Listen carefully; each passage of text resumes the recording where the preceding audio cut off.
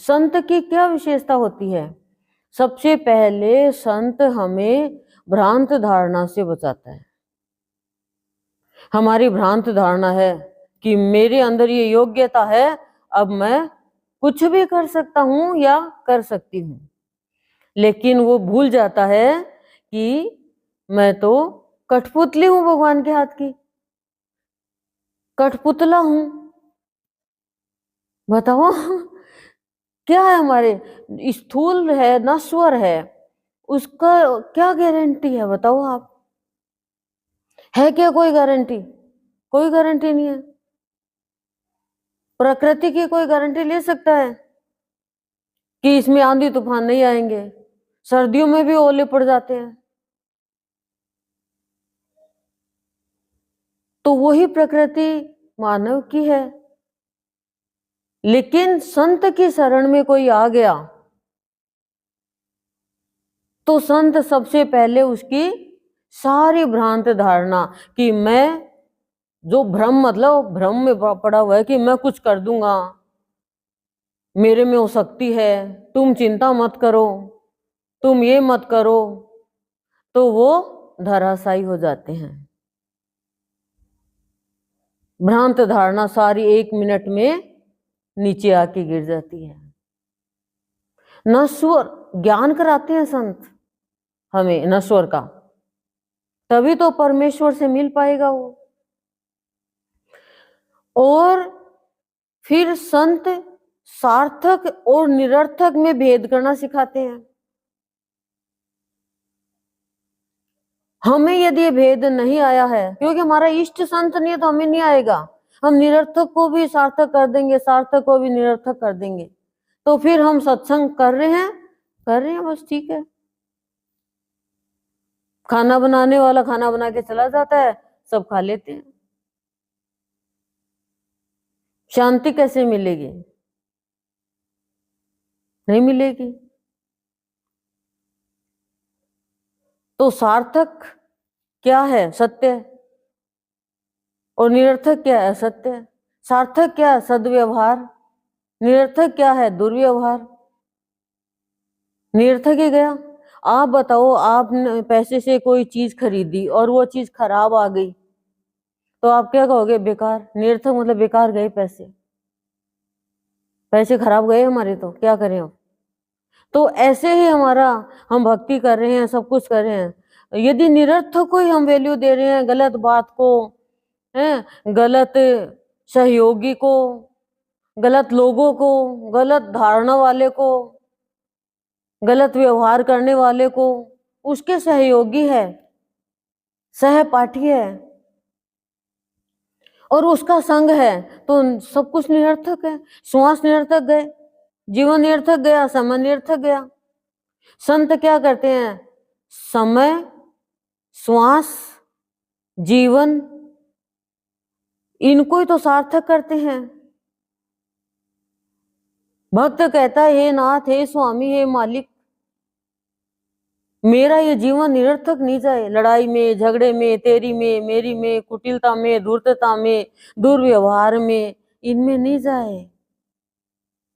सार्थक कार्य करूं, सार ग्रहण करूं, श्रेष्ठ लोगों का संग करूं, और नहीं तो अकेला ही रह जाऊं। आप ये मत सोचना कोई भीड़ में चल रहा है और आपसे वार्तालाप कर रहा है, वो बहुत अच्छा इंसान है क्या? और कोई चुपचाप बैठा है, बोल नहीं रहा, वो बहुत खराब इंसान है क्या? कभी भी ये भ्रांत धारणा मत मान लेना। ना तो नकली रोना सही, ना नकली हंसी सही। आप सोचते भाई ये तो हंसती रहती है, लेकिन अंदर में क्या है? हंसना उसका सार्थक है जिसको हंस का ज्ञान हो गया। जो दूसरों को हंसाता है, कोई दूसरों को रुलाकर हंसता है, उसका हंसना तो एक दिन रोने में बदल जाएगा भैया।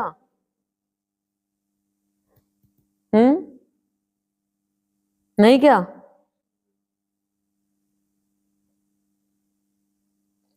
फिर क्या करते हैं संत?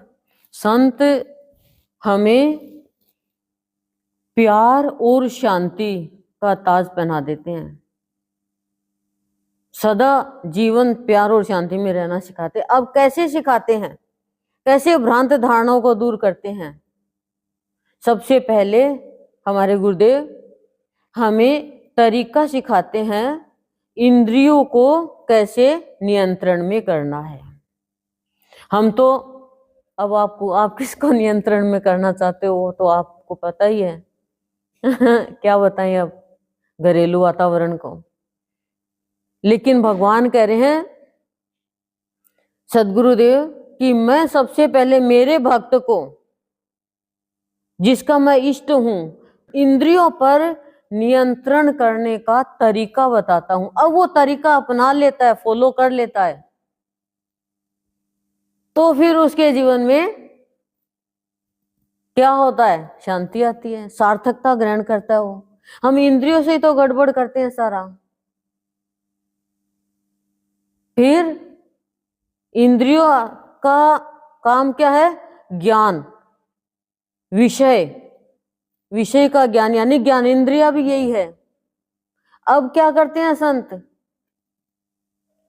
ज्ञानेंद्रियों से कीमत करना सिखाते हैं। बिना संत के ज्ञानेंद्रियों की कीमत नहीं हो सकती। ज्ञानेंद्रिय क्या है? कर्मेंद्रियों का एक काम है ज्ञानेंद्रियों का, ज्ञान का। क्या? देखना, सूंघना, चखना, सुनना और स्पर्श। इनसे ही तो प्राणी की कीमत होती है। हर कुछ देख लिया, हर कुछ सुन लिया, हर कुछ सूंघ लिया, हर कुछ बोल लिया है, हर कहीं बैठ गए तो क्या हुआ? कैसे कीमत होगी भैया? बताओ, होगी क्या कीमत? कोई कीमत नहीं हो सकती। उसके बाद कर्मेंद्रियों से सत्कर्म कराते हैं। 5 इंद्रिया और 5 कर्मेंद्रिया जिससे हम कर्म करते हैं।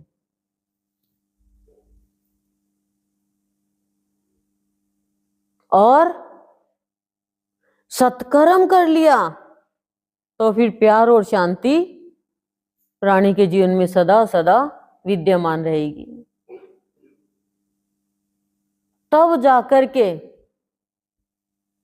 संत कहते हैं तुम्हारे अंदर मेरे प्रति विश्वास होगा, और जब विश्वास हो जाएगा तो मानसिक परेशानी और सांसारिक विपदा से मैं छुटकारा दिला दूंगा और तुम्हें तरीका भी आ जाएगा।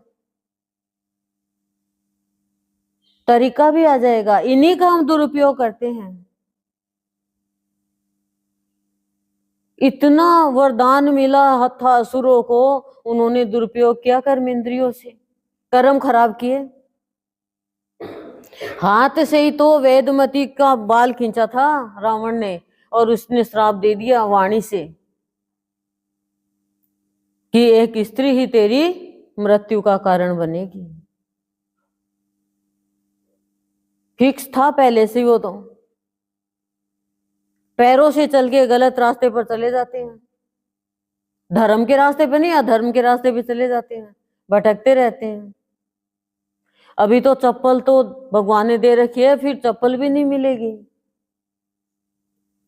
फिर ऐसे ही 4 पैरों से, अभी तो 2 हाथ है, फिर 4 पैरों से ही चलोगे। अभी यदि दुरुपयोग किया तो कर्मेंद्रियों का। लेकिन संत सिखाते हैं तरीका, पर उस तरीके पे चलना तो पड़ेगा ना हमें। संत ने देखो हमारे अंदर संशय नहीं होगा, और संत का दिया हुआ परामर्श हम विश्वास के साथ स्वीकार कर लेंगे और उसी परामर्श के अनुसार हम कार्य को कार्यान्वित करके पूर्ण करेंगे तो हमारी गुणवत्ता होगी। हम कोई भी गुण नहीं है फिर भी हमारी गुणवत्ता होगी, क्योंकि संत का दिया गया परामर्श बिना संशय के स्वीकार कर लिया था सबरी ने। उसकी गुणवत्ता हुई और सफलता मिली उसे। सफलता मिलेगी, गुणवत्ता तो होगी, सफलता भी मिलेगी उसे। संत ने हमें भाव निर्जन के द्वारा परामर्श दिया है कि तू इष्ट है अनिष्ट कैसे देख सकता है अपने प्रिय का। तो इसमें क्या हुआ, इष्ट, अनिष्ट और प्रिय। ठीक है, जिसका इष्ट है अब भटकते ही रह रहे हैं तो वो तो अटकेगी ना, गाड़ी गेयर में अटक गई। कौन से गेयर, भटकन की गेयर। अब क्या करें, तो बिना संत के भटकन नहीं मिटती है, बिना संत की कृपा के किसी के भी नहीं मिटती है। और भगवान सोचते हैं कि गया ये तो, क्योंकि हमारे स्वभाव में परिवर्तन नहीं आया तब तक भटक रहे हम। संत की कृपा नहीं होगी वो भटकेगा। बताओ आप, तो संत की महिमा जानना। देखो आप सबको पहचानते हो, ये खराब है, ये अच्छा है, ये कपड़ा बहुत बढ़िया है, ये तो घटिया क्वालिटी का है। खाना पीना सब्जी सब स्वाद है, पहचानते हो कि नहीं पहचानते। तो आप श्रेष्ठ और निकृष्ट को नहीं पहचान पा रहे हो कि ये कैसा इंसान है, ये मुझे ले डुबाएगा मेरी नैया को, ये कैसा सत्संगी है, ये मेरे को बरगला रहा है। ये कैसा इंसान है, बोलो, क्यों नहीं समझ पहचान पा रहे हैं। कोई पीतल दे देगा, कहेगा सोना है, आप पहचान, सोनमार के पास जाओगे कि बताइए सोना एक पीतल है, और फिर जाके देंगे कि तूने हमें झूठा क्यों दे दिया, पीतल क्यों दे दिया सोना बोल के। लेकिन इंसानों की पहचान नहीं है हमें, उसके कर्म देख के, उसका व्यवहार देख के, उसका आचरण देख के, उसके चाल चलन देख के, उसके बातचीत करने का तरीका देख के पता चल जाता है कैसा इंसान है। अरे 1 साल नहीं, 2 साल नहीं, 3 साल नहीं, 4 साल नहीं, 5 साल नहीं, फिर तो पता चलेगा। तो धोखा कोई देता नहीं हमें, हम खुद धोखा खाते हैं। जब ऐसो की संग की पहचान है तो संत की कैसी होगी। संत की पहचान कैसी होगी, जिसने संत को पहचान लिया उसको सबकी पहचान हो जाए, लेकिन खुद की पहचान हो जाती है, खुद की पहचान हो जाती है। पहचान करते हो अपनी, मैं ये हूं, मैं वो हूं, मेरी पहचान होनी चाहिए। लेकिन पहचान होती किसकी है, जो संत के परामर्श के अनुसार चलता है, सबरी की पहचान हो गई। पहचान तो दुर्योधन की भी है। ऐसी पहचान, क्या पहचान, बोलो। तो क्या कह रहे हैं गुरुदेव, इष्ट है तो अनिष्ट नहीं होगा, वो मेरा प्रिय है। और भैया देखो इष्ट नहीं है तो गुरुदेव कुछ नहीं कहेंगे, फिर मैं क्यों कहूं। बताओ, और बचाते भी है अनिष्ट से। लेकिन संत को ये झूठी सच्ची बात पसंद नहीं है, झूठा सच्चा व्यवहार पसंद नहीं है। संत कह रहे मेरे मेरे मेरे को तुमसे काम क्या है, और तुम्हें मेरे से सारे काम है। मेरे को क्या काम है भैया। लेकिन भगवान कह रहे हैं तुमने जैसे ऑपरेशन करा लिया ना कि बच्चा नहीं हो सकता, ऐसी अच्छी बातों को ऑपरेशन करा लिया तुमने।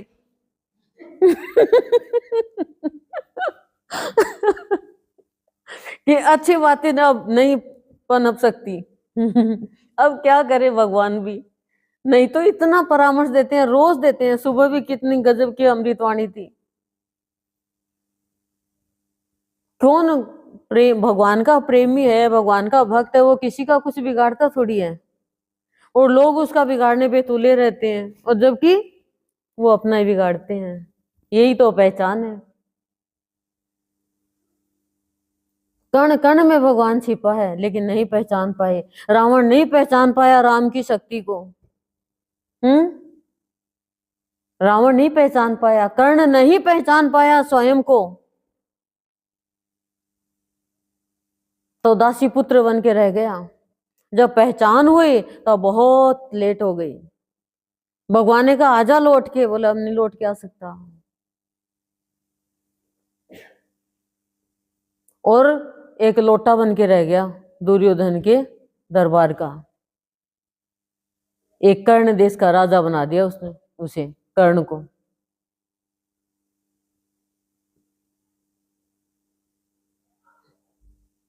यही हमें लोग कुछ डाल देते हैं और हम सोचते हैं वाह हमारी तो बहुत वैल्यू है। गुणवत्ता उसकी होती है जो भगवान का कहा हुआ हर एक वाक्य बिना संशय के, बिना अविश्वास के, श्रद्धा के साथ स्वीकार करता है। क्योंकि संत की वाणी में बड़ा मोल होता है। संत की जो भक्ति है वो तो अनमोल बना देती है। संत के बिना प्राणी का जीवन ऐसा है जैसे संतरा बिना छिलके का है, मिट्टी लग जाएगी अब क्या होगा। जैसे बिना छिलके का कोई भी फल है, केला है, संतरा है, सेब है, ऐसा जीवन है प्राणी का। और हम इस छिलके में ही पड़े हुए हैं और ये छिलका एक दिन जल जाएगा, अंदर का माल निकल के भाग जाएगा और एक दिन देखते ही रह जाएंगे। बोलो, आज आपको कोई ये पूछे कि आप सत्संगी हो, आप 100 लोगों के सामने नहीं 10 लोगों के सामने खड़े होके बता दो कि आप सत्संगी हो, तो आप कहोगे नहीं सत्संगी नहीं हूं, मैं सत्संग करती हूँ बस। क्योंकि हर इंसान को अपनी गलती का पता रहता है, अपनी अच्छाई का पता रहता है, अपनी बुराई का पता रहता है। बोलो, लेकिन हम डंके की चोट पूरे विश्व में ब्रह्मांड तक कह सकते हैं हम सत्संगी हैं। वो सत्संगी नहीं, अब तो संत ही है। मेरे संत ने मुझे संत ही बना दिया। अब नजर जिसकी खराब है वो भेद डाल देगा और जिसकी चौ नजर है वो देखेगा। अंतर डालते जाओ। तो संत तो बहुत कुछ देते हैं, लेकिन भ्रांत धारणा खत्म करते हैं कि मेरे तो बच्चे हैं, बेटे हैं, मेरे को किसकी जरूरत है, मेरे तो बेटियां बहुत अच्छी है, मेरे को किसकी जरूरत, मेरो आदमी तो घुने कमा, मेरे को किसकी जरूरत। और एक दिन वो अकेला अकेली, जरूरत सबकी पड़ती है। मेरे पास तो बहुत पैसा है, अब घुटने टिक गए। मेरे पास तो बहुत बड़ा मकान है, अरे थोड़ी देर घूम ले, अरे घुटना रोवा सीधा खड़े घूम लिया, इतना बड़ा मकान बनवायो क्यों? बताओ क्या क्या करा जाए।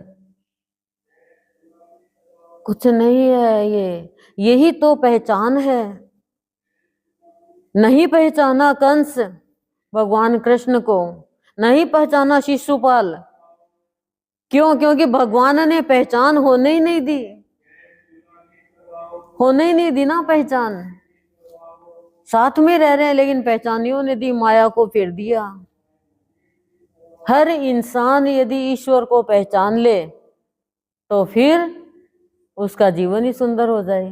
लेकिन पहचान के लिए शुद्धता चाहिए, निर्मलता चाहिए, पवित्रता चाहिए, और वो नहीं है तो नहीं पहचान सकते। फिर तो सब में ईश्वर का रूप ही नजर आएगा। दुष्ट में भी वो है तो शिष्ट में भी वो है। बस संत तो कहते हैं जो कोई कर रहा है वो करने दो, तुम तो भक्ति करते चलो। जिसको देख के मन शांत होता हो, दुखी होता हो, जो ऐसा हो, तो अच्छे लोगों को देख लो। आप खराब चीज को हे भगवान ये क्या दिखे, तो रोटी खाऊंगी तो दिखाओ, तो रोटी खाओ तो तुम्हें वो बात याद नहीं आती जो तुमने खराब बात करी। हाँ? किसके साथ मिलके कोई करे तो कहते लाडो मैं ही मिली गए तना यो कूड़ो गिरण के लिए, और कोई कहते कोई ना के आया बात तो 10 न कहूंगी, तू मैंने कही कह मैं कूड़ादान हूं क्या? फिर हिम्मत ही नहीं होगी कहने की। बोलो, लेकिन आप खुद हाँ तो बता, और बता, और बात क्या करे हो? ओहो अच्छा अरे बोली तने, मतलब हम घर के जो काम कर रहे हैं उनको भी अपने बराबर कर लेते हैं, पतो करके लाए उनका घर का भेद को, बाकी एक को आदमी की एक रहे। पकड़े, अरे वाह, अरे काम वाली है तो काम वाली बनेगी अगले जन्म में। बताओ उनके बराबर वो क्या सोचेगी, देख कहीं की लुगाई करे सत्संग, इससे अच्छे तो झाड़ू पोछा कर ले कोई के घर में, ताकि अपना भी बेरो पड़ जाए वो।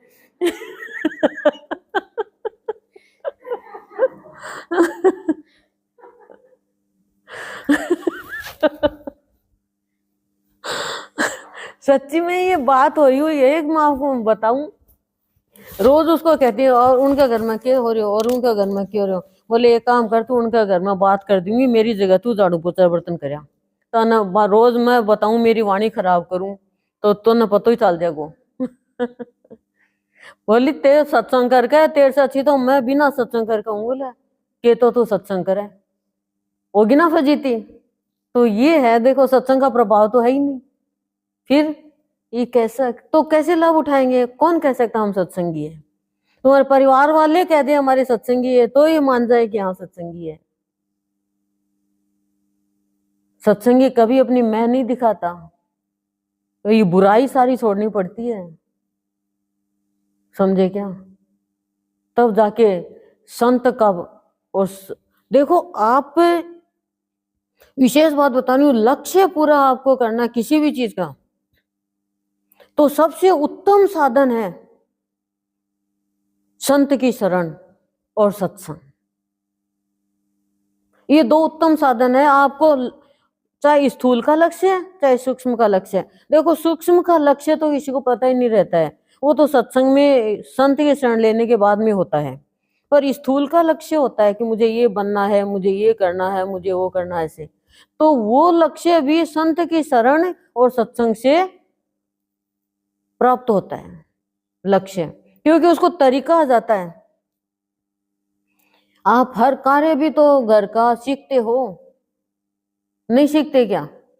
तो ऐसे ही जीवन का जो रहस्य है वो भी सत्संग सिखाता है, लेकिन अंदर में जिज्ञासा की भावना होगी, भाव वितरित करने की, आप किसी को मतलब प्रेरित करेंगे या भाव वितरित करोगे और जिज्ञासा उत्पन्न कर दोगे किसी के अंदर प्राप्त करने की, तो ये कभी भी नुकसान में नहीं जाएंगे ये दो काम आपके। लेकिन गलत काम की जिज्ञासा पैदा कर दोगे तो फिर आपका नुकसान निश्चित है, कोई रोक नहीं सकता फिर तो। बात ये है, क्योंकि संत तो जो सिखाना चाहते हैं वो जब तक सीखेंगे नहीं तब तक बस जीवन बिता रहे हैं हमारे यहाँ स्वार्थ के लिए। और स्वार्थ में की गई भक्ति कब किसी का परमार्थ कर सकेगी, बताओ। और जितने जितने आप निस्वार्थ भाव से जीवन व्यतीत करोगे, भगवान के चरणों में स्थापित हो जाओगे और निर्भीक रह के जीवन व्यतीत करोगे। वो निर्भीक है, निडर है जो निस्वार्थ भाव से भक्ति करता है, कार्य करता है और सबको प्रेरणा देता है, शुद्ध प्रेरणा, साफ प्रेरणा भगवान को प्राप्त करने की, अपना लक्ष्य प्राप्त करने की। और जो पक्षपात करता है, भेदभाव करता है, स्वार्थ की भक्ति करता है, वो सदा भयभीत रहेगा, डरा हुआ रहेगा, चिंतित रहेगा, क्योंकि वो गलत कार्य करेगा।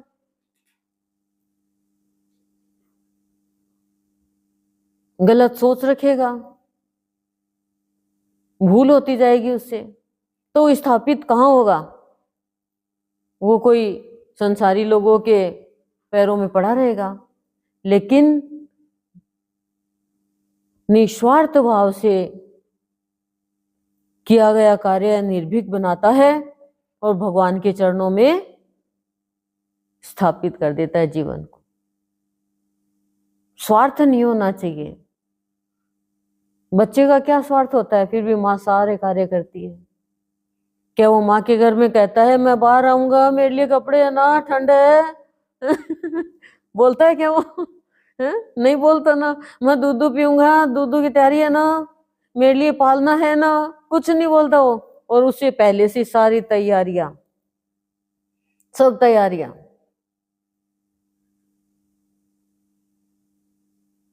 माँ करती है, और रिश्तेदार करते हैं, ये लाओ ये लाओ ये लाओ, ऐसा करो ऐसा करो। बच्चा नहीं कहता मैं बीमार हो जाऊंगा, मुझे कपड़े पहनाओ, नहीं कहता ना। उसकी सब तैयारी, उसके नाक में भी गंदगी है तो उसको नहीं निकालनी आती, उसको नहीं पता, घर वाले निकालते हैं।